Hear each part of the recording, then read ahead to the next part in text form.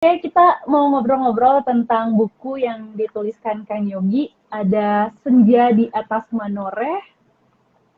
Terus aku nyontek dulu. Senja di Atas Manoreh dengan Literasi versus Hoax. Aku tertarik nih, buku yang ditulis Kang Yogi.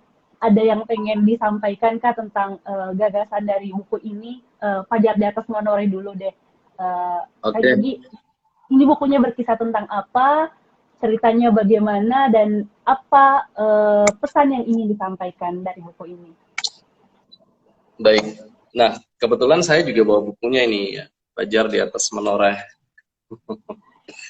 Ini adalah buku Keren, keren. fiksi, jadi saya memiliki dua buku gitu ya. Yang satunya fiksi, yang satunya adalah non fiksi begitu ya.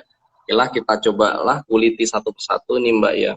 Nah, Iya. saya tertarik di dunia sastra Mbak. Jadi salah satu yang melatar belakangi saya mencoba menulis puisi dan cerpen ini adalah AKM, Mbak. Jadi Assessment Kompetensi Minimum untuk program pemerintah ini salah satunya adalah literasi membaca gitu. Nah, konten daripada literasi membaca itu ada teks informasi atau teks non fiksi dan juga teks fiksi atau sastra. Nah, di dalam buku ini saya menulis beberapa puisi dan juga saya kasih bonus cerpen. Nah, alhamdulillah Mbak, buku ini sudah dikurasi ya oleh tokoh-tokoh sastra seperti Gunawan Muhammad, Maman S. Mahayana, Trianto Triwikromo, dan juga Sino Gumira Aji Dharma. Nah, berkat buku ini juga saya berkesempatan nih diundang untuk Musyawarah Nasional Sastrawan Indonesia di Jakarta pada 2020 kemarin. Nah, jadi banyak sekali mendapatkan input ya tentang bagaimana kita bergelut di dunia sastra. Karena untuk peserta didik nih kan saya sebagai pendidik nih ya.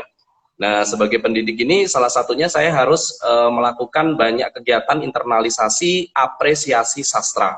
Nah, dengan sastra inilah maka karakter bisa dibangun, karakter dari peserta didik tersebut. Karena sastra ini mengungkapkan tentang humanisme gitu ya, humanisme humaniora di tengah ini loh Mbak ya, di tengah gempuran teknologi informasi yang demikian berair bah ya, di mana-mana teknologi gitu kan ya, di Hmm. mana-mana mesin artificial intelligence. Makanya ini sebagai sebuah penyeimbang agar ada sentuhan humanisme, ada sentuhan emosi, ada sentuhan perasaan, sehingga kita tidak hanya bergerak kaku layaknya mesin. Ya memang sih kita perlu ya teknologi gitu ya, tetapi di sisi lain kita juga jangan sampai mengabaikan sisi-sisi sensitivitas, kepekaan, kemanusiaan dan lain sebagainya. Nah, itu. Nah, jadi buku ini menurut saya layak banget untuk dibaca. Fajar di Atas Manoreh. Isinya buku Aja kumpulan di atas puisi, menoreh terus gitu ya. ada bonus cerpennya juga dari Cepengnya, Kang Yogi. Boleh jadi tahu dulu nih. Fajar, mm, Fajar Silakan di Kang. atas menoreh ini semacam semacam optimisme, Mbak. Jadi Fajar itu kan harapan ya. Kalau kita melihat Fajar itu ibarat kita membuka sebuah lembaran baru, mensyukuri bahwa kita masih bisa bernafas, diberi kehidupan gitu ya. Dan menoreh ini sebenarnya bisa diartikan konkret, bisa diartikan abstrak gitu ya. Konkretnya ini adalah nama sebuah gunung gitu kan, sebuah puncak. Artinya kita kayak mata Garuda ya, terbang mata ini kan terbang ke atas Garuda kan, bisa menjulang, bisa lebih tinggi dari gunung bahkan gitu. Nah, menoreh ini bisa diartikan secara konotatif gitu ya. Menoreh itu artinya menulis ya, membuat sebuah karya, menoreh sebuah prestasi dan sebagainya. Ya, itu yang sedikit gambaran sih tentang buku ini. Keren, keren banget. Eh Mas, Kang Yogi. Dipanggil Hmm. akrabnya Kang Yogi. Boleh, Kang Yogi karena saya kan asli awal, Trenggalek nih. Jadi dan juga Trenggalek kayak artinya. panggilannya Pang ya biasa. Oh, siap, siap. Kang Yogi, awal ketertarikan menulis berawal dari mana sih sebenarnya? Karena menulisnya bukan cuma fiksi nih, ternyata ada non fiksinya juga, literasi versus hoax. Jadi dari awal ketertarikan menulis dari dulu kah, atau ada kejadian yang membuat Kang Yogi, saya passionnya menulis, pengen selalu menelurkan karya. Begini ya, saya terinspirasi ini Mbak dengan apa yang dikatakan oleh Ali bin Abi Thalib ya. Jadi Ali bin Abi Thalib itu mengatakan bahwasanya ikatlah ya ilmu pengetahuan dengan menuliskannya gitu ya. Kemudian pada tahun 2009 ini saya berkesempatan mengikuti sebuah bimbingan teknis gitu ya tentang jurnalistik. Pada tahun 2009 itu diselenggarakan oleh sebuah harian namanya Radar Tulungagung Jawa Post Group. Nah, saya ikut di situ, saya mendapatkan ilmu tentang jurnalistik. Nah, dari situlah saya beranjak untuk mencoba menulis dan akhirnya mulai terbitlah tulisan-tulisan saya ya. Itu untuk tulisan-tulisan yang non fiksi ya. Jadi lebih ke opini. Karena kan saya sebagai seorang pendidik nih itu pasti punya semacam keresahan gitu ya, semacam keinginan untuk mengungkapkan apa sih hal-hal yang sebetulnya bisa kita rubah dari sistem yang ada di masyarakat, anomali apa sih yang ada di masyarakat yang sebetulnya kita bisa memecah-mecah menjadi sebuah solusi gitu loh ya. Kita bisa kemudian menawarkan suatu pendekatan, terobosan terbaru, inovasi yang bisa merubah ketimpangan-ketimpangan yang ada di masyarakat gitu ya. Termasuk yang khususnya ini dunia pendidikannya gitu. Karena saya ingin banget pendidikan itu benar-benar memanusiakan manusia yang barangkali sampai sekarang pun menjadi PR ya bagi kita. Benar. Kalau buku literasi versus hoax, kan kita lihat sekarang alur informasi sangat-sangat deras. Kita jadi bingung nih memilih yang mana yang realitas, yang mana realitinya, yang mana yang ternyata hoax nih. Apa gagasan yang ingin ditawarkan dari bukunya Kang Yogi ini, Reality versus Hoax? Ya, ini saya bawa juga. Ini saya tulis dari 2009 sampai 2019 gitu ya. 10 tahun. Jadi betul. Jadi saya ini bukan tipe produktif banget gitu. Artinya saya nggak seperti kebanyakan penulis sekarang ini kan gampang sih ya Mbak ya, menerbitkan buku, kita nulis, kita terbitkan gitu kan. Cuma saya punya prinsip bahwasanya buku itu bukan sekedar kuantitas gitu ya. Jadi buku itu harus ada maknanya, ada kualitasnya. Oleh karena itu saya berprinsip bahwa saya nggak mau sembarangan nerbitin buku gitu loh ya. Jadi ini benar-benar saya tulis dari 2009 sampai 2019, yang mana sebagian besar bahkan hampir semuanya ini sudah terbit ya di media cetak ya. Kayak kalau langganan saya itu seperti Harian Analisa di Sumatera Utara, kemudian Singgalang di Sumatera Barat, kemudian Radar Jogja, Harian Birawa di Jawa Timur ya, kemudian Radar Banjarmasin Post, Kalteng Post gitu kan, dan juga yang skala nasional kayak Media Indonesia gitu. Jadi saya menulis sudah dikurasi betul. Jadi saya nggak hanya sekedar menulis kemudian cetak gitu. Saya benar-benar ingin ada pakar atau ahli lah ya yang kredibel gitu ya untuk mengkurasi sehingga lebih berbobot lah. Jadi buku itu benar-benar layak baca. Keren banget. Kalau Kang Yogi sendiri melihat minat literasi anak muda gimana nih sebenarnya? Karena saya dengar tadi Kang Yogi banyak nih program-programnya tentang literasi, tentang kepenulisan. Kang Yogi sebagai pendidik sendiri, gimana nih melihat perkembangan literasi sekarang utamanya di anak muda? Perkembangan literasi kalau menurut saya bisa dilihat dari dua sisi sih Mbak ya. Pertama, kita ini kan sekarang literasinya digital Mbak ya. Bahkan buku-buku atau mungkin juga koran majalah itu yang cetak itu kan sudah mulai ditinggalin ya. Jadi semuanya pada beralih ke versi digital gitu loh. Nah, di sisi lain ada kelemahan dan juga ada kekuatannya gitu loh. Kalau saya bilang kekuatannya atau kelebihannya itu cepat Mbak ya. Jadi sebuah informasi detik ini bisa diakses di belahan Amerika, detik ini di belahan Australia. Seluruh dunia itu benar-benar connecting gitu loh ya. Jadi aksesnya cepat kita mendapatkan informasi, but there is some weakness gitu ya.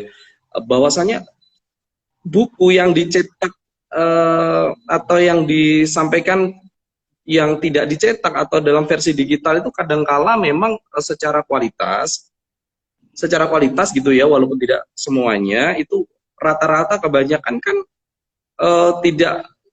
tidak dikurasi secara baik gitu loh ya. Jadi versi-versi digital itu kalau kita baca kayak di HP, di komputer itu kan banyak kayak iklan-iklan, kemudian banyak-banyak gambar ya, bisa terganggu, terdistraksi dengan berbagai macam konten-konten yang lain, jadi tidak bisa fokus, tidak bisa sedalam kalau kita membaca versi yang cetak gitu ya.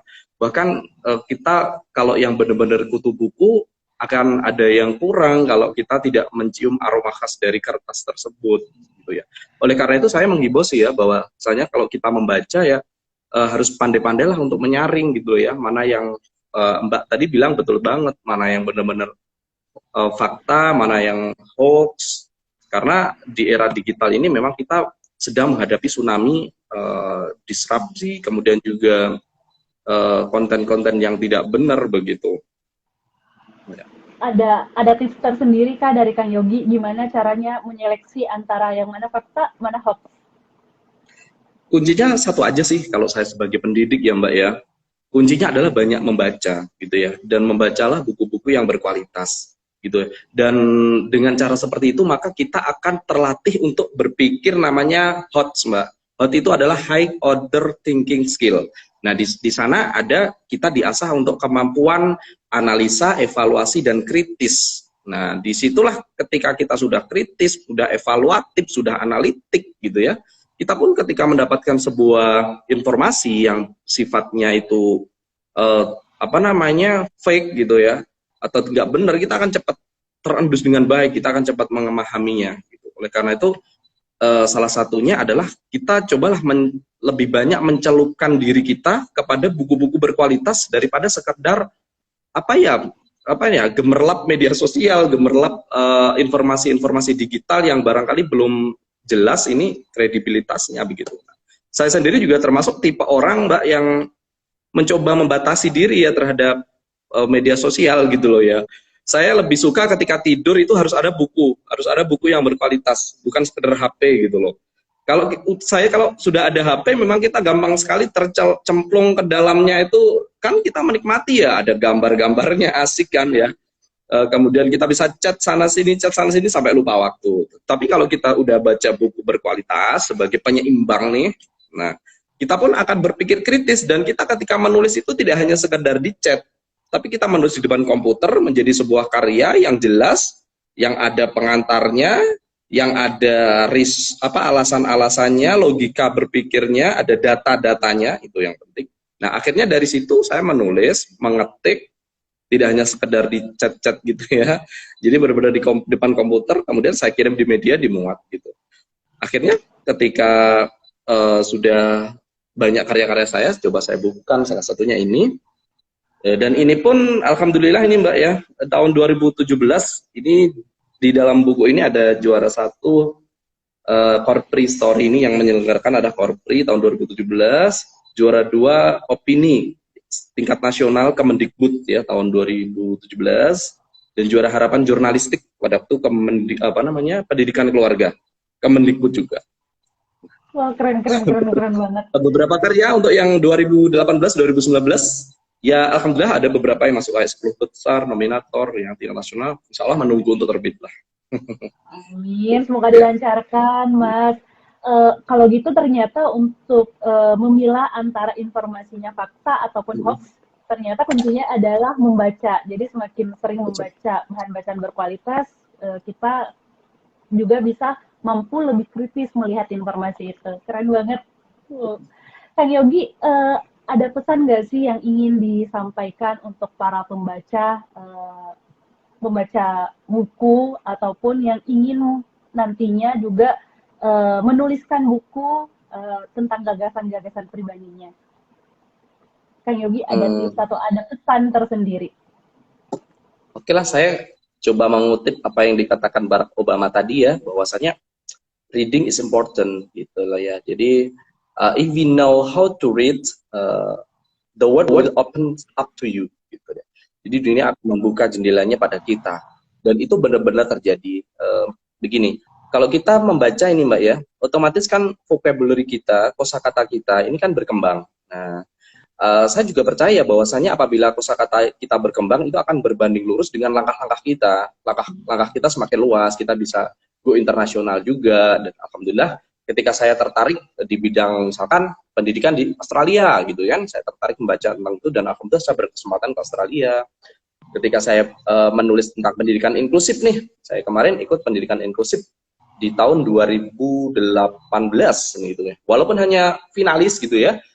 Kemudian saya mencoba meningkatkan kapabilitas saya tentang itu. Saya berkesempatan juga akhirnya mendapatkan pelatihan di Jepang, di Okayama Jepang pada waktu itu, tentang pendidikan inklusif yang notabene ini di Jepang ini adalah salah satu negara yang sangat concern banget, sangat perhatian banget tentang peserta didik berkebutuhan khusus atau anak-anak ABK begitu. Dan itu sebetulnya bisa jadi karena anugerah Tuhan, bisa jadi juga karena pilihan-pilihan hidup kita gitu. Jadi sebenarnya menentukan kita itu adalah pilihan gitu loh. Oleh karena saya menawarkan pilihan kepada ini audien ya, para viewer gitu ya, bahwasanya kehidupan kita ditentukan oleh kita gitu loh ya, ditentukan oleh attitude kita, karakter kita, karena itulah yang akan membentuk destiny kita. Saya pasti tentunya berdoa juga ya kepada Tuhan Yang Maha Esa.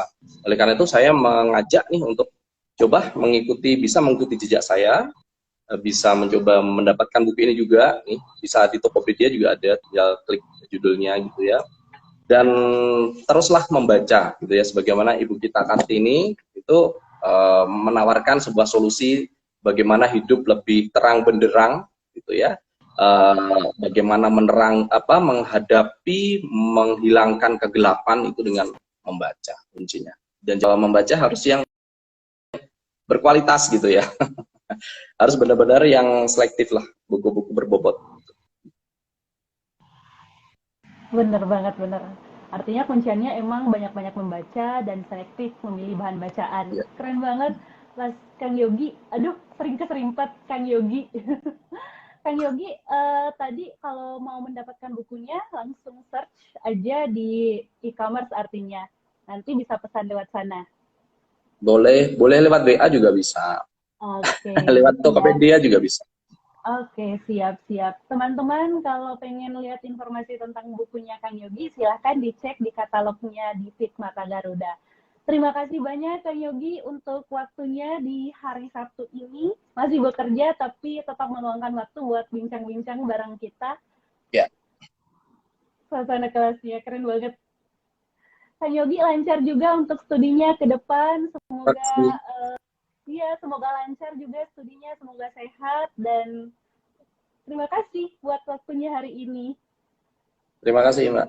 Terima kasih. Yuk, bye-bye. Terima kasih banyak, Kang Yogi. Bye-bye.